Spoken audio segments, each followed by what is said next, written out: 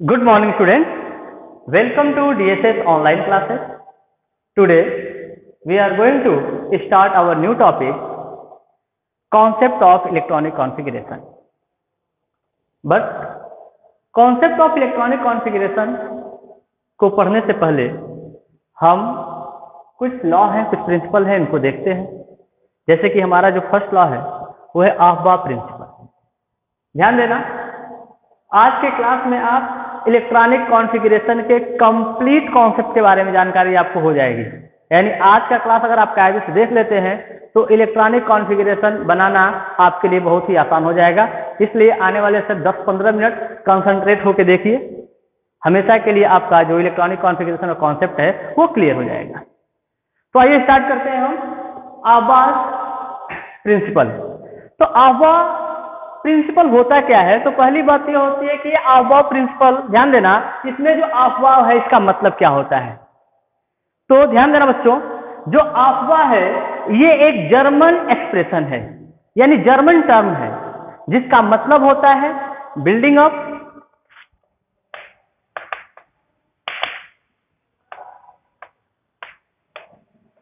और कंस्ट्रक्शन। ध्यान देना, बहुत लोगों को ये कंफ्यूजन होता है कि अफबाह एक साइंटिस्ट है, बट ऐसा नहीं है। अफबाह एक जर्मन टर्म है जिसका मतलब होता है बिल्डिंग अप और कंस्ट्रक्शन। कभी कभी ये क्वेश्चन पूछ लिया जाता है कि बताइए कौन सा लॉ जो है या कौन सा प्रिंसिपल जो है आपके साइंटिस्ट के नेम पे नहीं है, तो आप ये बोलेंगे अफबाह प्रिंसिपल। इतनी बात समझ में आ रही है? अब ध्यान देना, अफबाह प्रिंसिपल कहता क्या है भाई? तो अफबाह प्रिंसिपल ये कहता है, ध्यान देना, कि जो इलेक्ट्रॉन होते हैं, ध्यान देना, जो इलेक्ट्रॉन की फीलिंग होती है सबसेल के ऑर्बिटल्स के अंदर, वो उनके एनर्जी के इंक्रीजिंग ऑर्डर में होता है। ध्यान देना, ये आपका, अगर हम ऐसे कहें कि अफबाह प्रिंसिपल क्या बताता है, तो ये बताता है एनर्जी ऑफ ऑर्बिटल और सबसेल, यानी सबसेल के अंदर जो ऑर्बिटल्स हैं उनकी एनर्जी को बताता है। दूसरी बात यहां पे कहता है कि filling of electron takes place in increasing order of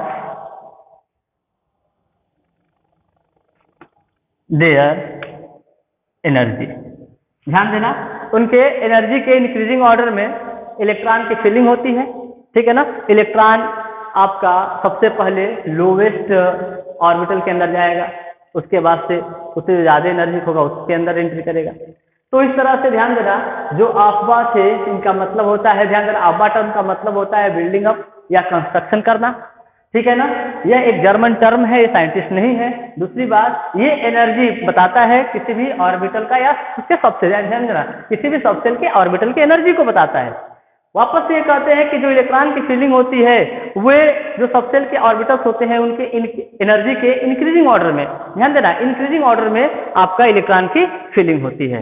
अब ध्यान देना, यहां पे एक बात समझो,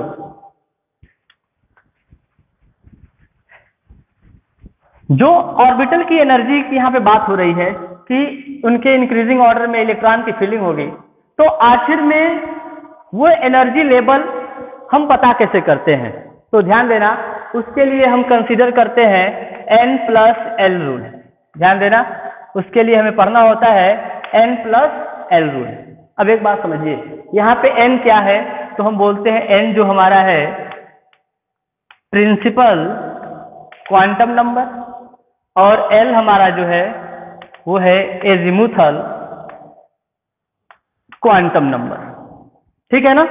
एक बात आप पहले भी पढ़े होंगे और यहां भी देख लीजिए, ध्यान देना, N तो हमारा होता है प्रिंसिपल क्वांटम नंबर, जो 1 2 3 4 उसकी वैल्यू आप लिखते हैं। L जो हमारा एजीमुथल क्वांटम नंबर है, तो ध्यान देना, एजीमुथल क्वांटम नंबर यानी L के लिए S P D and F, ये जो हमारे सबसेल्स हैं, ध्यान देना, S P D F, इसके लिए L की वैल्यू कितनी होगी? तो ध्यान देना, S के लिए L की वैल्यू 0 होती है, P के लिए L की वैल्यू 1 होती है, D के लिए L की वैल्यू 2 होगा और F के लिए L की वैल्यू 3 होगा। जैसा कि हम ऑलरेडी प्रीवियस लेक्चर में हम ये पढ़ चुके हैं कि जो हमारा सबसेल्स होते हैं वो S P D F होते हैं, और ये भी हम जानते हैं कि S सबसेल में जो होता है एक ऑर्बिटल होता है, P सबसेल में 3 ऑर्बिटल्स होते हैं, D में 5 ऑर्बिटल्स होते हैं, F में 7 ऑर्बिटल होते हैं।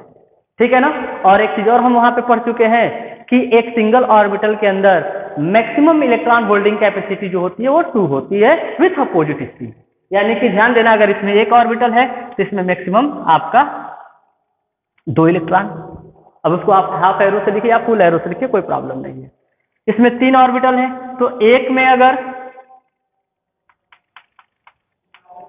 2 तो 3 में कितने मैक्सिमम, इसमें ध्यान देना 2 इलेक्ट्रॉन, इसमें मैक्सिमम 6 इलेक्ट्रॉन ऑक्युपाई हो सकते हैं। इसमें 5 ऑर्बिटल होगा 1 2 3 4, तो 5 2 या 10, इसमें मैक्सिमम 10 इलेक्ट्रॉन आ सकते हैं। और अगर ये 7 ऑर्बिटल्स हैं तो इसमें मैक्सिमम 14 इलेक्ट्रॉन आ सकते हैं।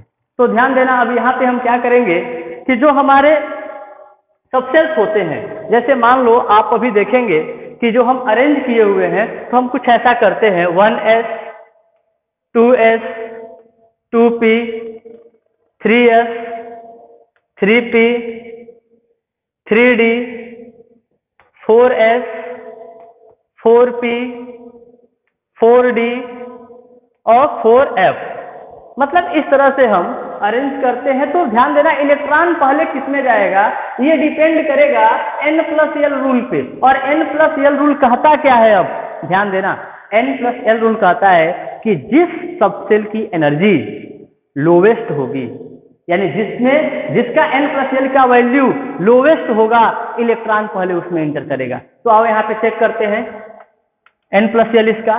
तो ध्यान देना, n है 1, अगर हम इसको ऐसे देखें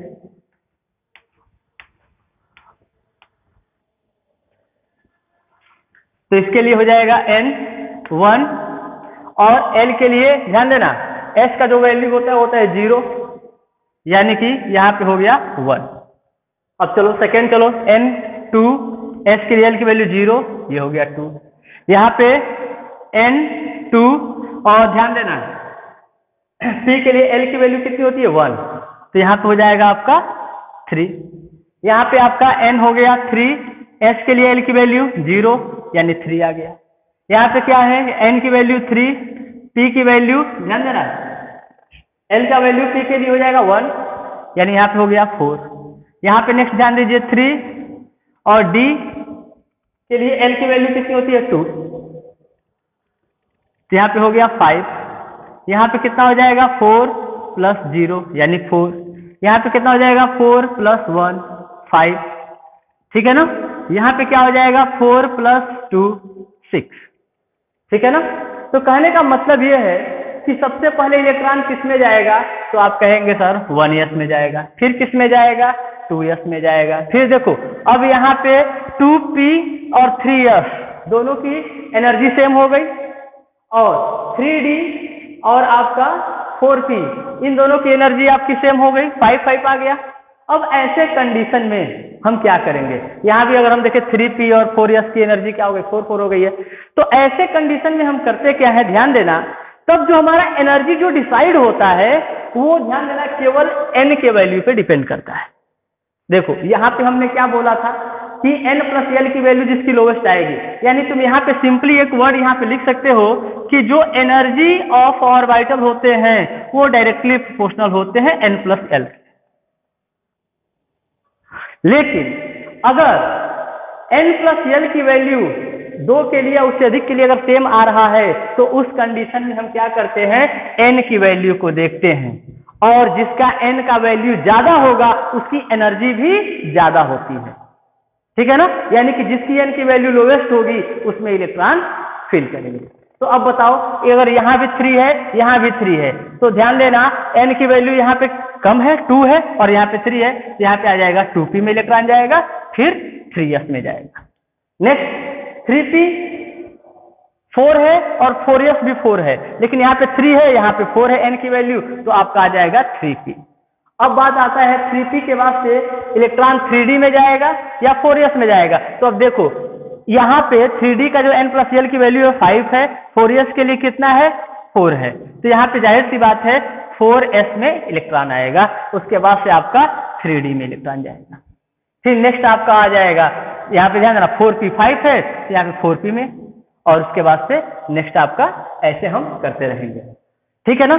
इसी के बेसिस पे ध्यान देना, इसी के बेसिस पे आपका अफवाह ने क्या बनाया था, एक एनर्जी लेवल डायग्राम बनाया था। उस एनर्जी लेवल डायग्राम में बहुत ध्यान से समझो, यहाँ पे सबसे पहले उन्होंने लिखा जो 1s, यहाँ पे लिखिए 2s 2p, और थर्ड सेल में आपके हो जाएंगे 3s 3p और 3d, 4 में आपका हो जाएगा 4s 4p 4d and 4f। इससे ज्यादा बेसिकली आपको यूज नहीं करना है, लेकिन फिर भी लिख देते हैं 5s 5p 5d and 5f। अब देखो इसने सिंपली क्या किया, बहुत आसान तरीका है। आप पहले सबसे पहले 1s में इलेक्ट्रॉन को फिल करेंगे, उसके बाद से आपका इसको ऐसे क्रॉस कर दीजिए, फिर 2s में, फिर वापस जाइए, फिर 2p 3s में, फिर वापस यहाँ से आएंगे, फिर 3p 4s में इलेक्ट्रॉन फिल होगी, फिर वापस आएंगे 3d 4p और 5s में, ऐसे। तो ये होता है हमारा एनर्जी लेवल डायग्राम। देखो जो कि n+l रूल पे कहीं ना कहीं डिपेंड है। देखो पहले इलेक्ट्रॉन 1s में, फिर गए 2s, फिर वापस गए 2p 3s, फिर वापस यहाँ आओ 3p 4s, फिर वापस जाओ 3d और 4p। तो ये मैच कर रहा है कि नहीं कर रहा है। अब आपको एक बात अच्छे से हम बता दिए हैं कि s में मैच है, s में 2 और d में कितने 10, p में 6, ये मैक्सिमम की बात होती है। लेकिन अगर हम इलेक्ट्रॉनिक कॉन्फ़िगरेशन करेंगे आगे, तो हम देखेंगे जितना इलेक्ट्रॉन होगा उसके बेसिस पे हम वहां पे फिल करेंगे, ठीक है ना। अब ध्यान देना, जो अफबाह प्रिंसिपल का लिमिटेशन है, तो अफबाह प्रिंसिपल का लिमिटेशन ये कहता है, ध्यान देना, कि जैसे हमारे पास हाइड्रोजन है, He+ है, या फिर Li+++ है। इस केस में ध्यान देना, ये क्या है आपको देख के समझ में आ रहा होगा। नील्स बोर का जब मॉडल पढ़ रहे थे सिंगल इलेक्ट्रॉन के लिए, तो वहां पे आप ध्यान देना, जो सिंगल इलेक्ट्रॉन होता है उसके लिए अफबाह का प्रिंसिपल यानी n+l रूल फॉलो नहीं होता है। यहाँ पे जो एनर्जी होती है बच्चों ध्यान देना, यहाँ पे जो एनर्जी होती है डायरेक्टली प्रोपोर्शनल होती है किसके, n के, ठीक है ना, n पे डिपेंड करेगी। तो ये रहा हमारा अफबाह प्रिंसिपल। तो नेक्स्ट हमारा जो इलेक्ट्रॉनिक कॉन्फ़िगरेशन के लिए रिक्वायर्ड रूल है वो हमारा है हुंस रूल। तो ध्यान देना, हम अफबाह प्रिंसिपल और हुंस रूल के हेल्प से ही पूरे इलेक्ट्रॉनिक कॉन्फ़िगरेशन को अच्छे से समझ सकते हैं और उसको बना सकते हैं। तो आओ देखते हैं हुंस रूल हमारा क्या कहता है। तो जैसे मान लो हम कुछ एलिमेंट्स के इलेक्ट्रॉनिक कॉन्फ़िगरेशन को देखते हैं। जैसे मान लो हमारे पास है हाइड्रोजन, एटॉमिक नंबर 1 होता है, तो इसका हो जाएगा 1s1। ध्यान देना, s की कैपेसिटी 2 होती है, 2 इलेक्ट्रॉन रख सकता है, लेकिन बात यह है कि इसके पास एक ही इलेक्ट्रॉन है, तो आप इसको ऐसे भरेंगे। ध्यान देना, उसके बाद अगर हम बात करें हीलियम की, यहाँ पे हो जाएगा 1s2। अब ध्यान देना, इसमें 1 और 2 इलेक्ट्रॉन, ये बात पहले भी सिखाई गई है कि हम जब इलेक्ट्रॉन को भरते हैं तो एक ध्यान देना, एक ऑर्बिटल के अंदर इलेक्ट्रॉन जो होते हैं अपोजिट स्पिन के होते हैं। सेम स्पिन के होंगे तो क्या होगा, उसमें रिपल्सन होने लगेगा, इसीलिए क्लॉकवाइज होगा तो दूसरा एंटी क्लॉकवाइज होता है। इसके बाद मान लो हम एग्जांपल लेते हैं, ध्यान देना, आपका नाइट्रोजन का एटॉमिक नंबर होता है 7, ठीक है ना। अब यहाँ पे कॉन्फ़िगरेशन बनाओगे तो हो जाएगा 1s2 2s2, इसके बाद आएगा p 2p, देखो 2 2 4 हो गया, 7 इलेक्ट्रॉन है, इसमें आ जाएगा 3। अब चूंकि ध्यान देना, जब हम p ऑर्बिटल्स को बनाएंगे यहाँ पे, तो ध्यान देना p सबसेल को जब बनाएंगे तो p सबसेल के अंदर हम देखते हैं हमारे 3 ऑर्बिटल्स होते हैं। कौन कौन से होते हैं, 2p x 2p y 2p z।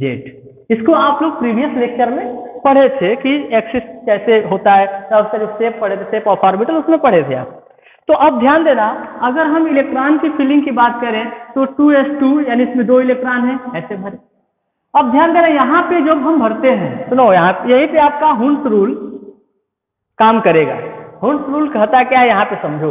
हुंस rule ये कहता है कि ध्यान देना, पहले हम, अगर हम मान लो हमारे पास 3 इलेक्ट्रॉन है तो हम ऐसे भर सकते हैं 1 2 3, लेकिन ये क्या है, ये रॉन्ग है।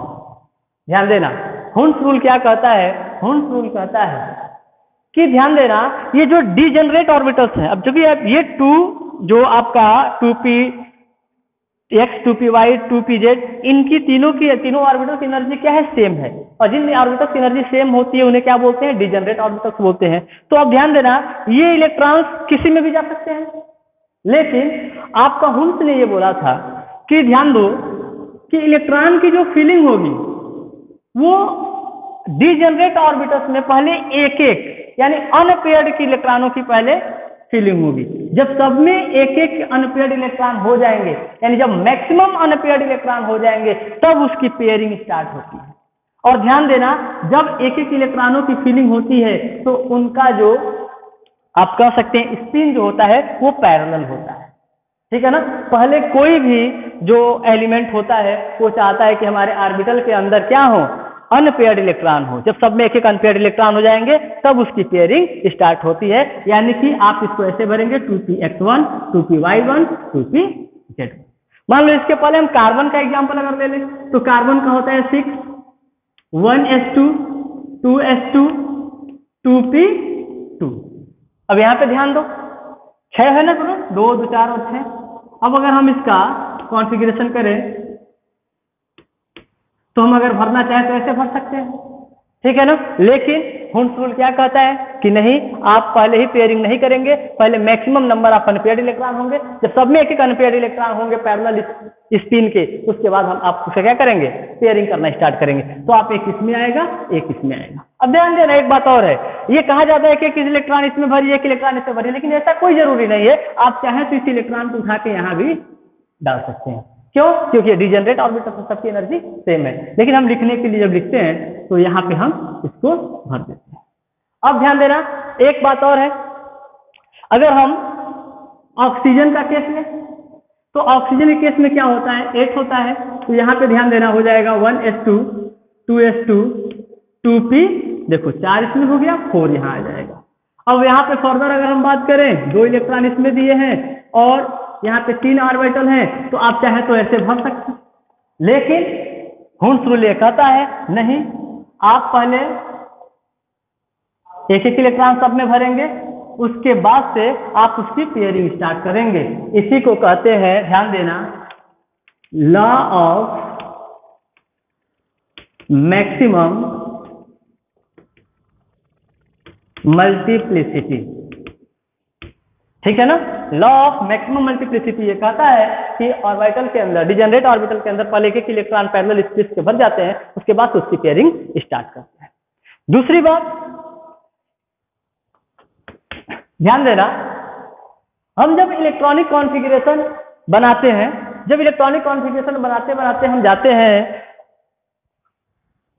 क्रोमियम और कॉपर के केस में, तो क्रोमियम और कॉपर जो होता है वो n+l रूल को फॉलो नहीं करता है, यानी कि वो एक्सेप्शनल इलेक्ट्रॉनिक कॉन्फ़िगरेशन शो करेगा। तो ध्यान देना, अगर हम क्रोमियम और कॉपर की बात करते हैं, क्रोमियम का एटॉमिक नंबर 24, कॉपर का 29, ये एक्सेप्शनल, ध्यान देना, एक्सेप्शनल इलेक्ट्रॉनिक कॉन्फ़िगरेशन शो करते हैं। तो ध्यान देना, इसमें होता क्या है, ध्यान देना, इसका अगर हम बनाएं 1s2 2s2 2p6 3s2 3p6, और आप अगर बनाए इसको 4s2 और 3d4, आप जनरल अगर बनाएंगे तो ये बनाएंगे, देखो 2 2 4 6 10 2 12 6 18 2 20 4 24। लेकिन यहाँ पे क्या होता है, ध्यान देना, पहले s ऑर्बिटल ना भर के पहले p orbital, d orbital electron जाते हैं, और d में भी कितने जाते हैं 5, और एक इलेक्ट्रॉन वापस से किसमें आ जाता है 4s1 में। अब ध्यान देना, हुंस ने इसको एक्सपेरिमेंटली ऐसे प्रूव किया, उन्होंने कहा, ध्यान देना, half filled and fully filled orbitals are more stable as compared to partial filled orbitals। ठीक है ना। तो यहाँ पे ध्यान देना, अगर हम कह रहे हैं कि डी में 5 ऑर्बिटल्स होते हैं, तो 1 2 3 4 5, पहले जब सब में एक एक भर जाएगा, जब ये हाफ फिल्ड हो जाएगा तब एक इलेक्ट्रॉन एस के अंदर आता है। ठीक है ना। तो ये एक्सेप्शनल आपका इलेक्ट्रॉनिक कॉन्फ़िगरेशन है। ठीक है ना। यहाँ पे आपका क्या दिया गया था लॉजिक कि half filled full field orbitals जो होते हैं वो मोर स्टेबल होते हैं, उसके कॉन्सेप्ट पे ये हमारा एक्सेप्शनली बनता है। नेक्स्ट अगर हम कॉपर की बात करें, यहाँ पर 1s2 2s2 2p6 3s2 3p6 4s2 और 3d9। अब अगर आप रूल से बनाते तो ये बनता आपका, देखो 2 4 10 12 18 20 29। ठीक है ना। लेकिन यहां भी क्या होता है कि डी में मैक्सिमम कितने इलेक्ट्रॉन हो सकते हैं, तो 10 हो सकते हैं। ठीक है, क्योंकि 9 था, और उसके बाद जब इसमें 10 हो जाते हैं तब इसको 1 देता है। यहाँ पे आप कह सकते हो ना fully filled orbitals are more stable, वहां पे लिखा हुआ है, तो ये आपका कॉन्फ़िगरेशन बनता है डी में 1 2 3 4 5। और अब जब एक एक में सब में एक एक इलेक्ट्रॉन भर गया, लास्ट मैक्सिमम मल्टीप्लिसिटी का आता है, सब में पहले एक एक इलेक्ट्रॉन भरो सेम स्पिन के, उसके बाद से आप क्या करिए, उसका पेयरिंग स्टार्ट करिए। तो ये रहा हमारा हुंड्स रूल।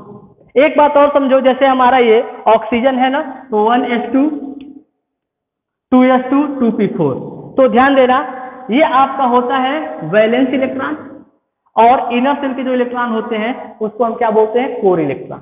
ठीक है ना।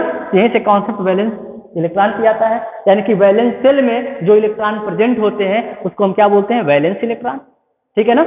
और इनर सेल में जो इलेक्ट्रॉन प्रेजेंट होते हैं उसको बोलते हैं हम कोर इलेक्ट्रॉन। ठीक। मुझे उम्मीद है कि आप लोगों को अच्छे समझ में आया होगा। आप प्रैक्टिस करिए, पीरियोडिक टेबल में बहुत सारे एलिमेंट्स दिए हुए हैं, 118 दिए हुए हैं, उसमें आप मैक्सिमम का इलेक्ट्रॉनिक कॉन्सेप्ट बनाइए। अगर कोई प्रॉब्लम होती है तो आप कांटेक्ट करिए।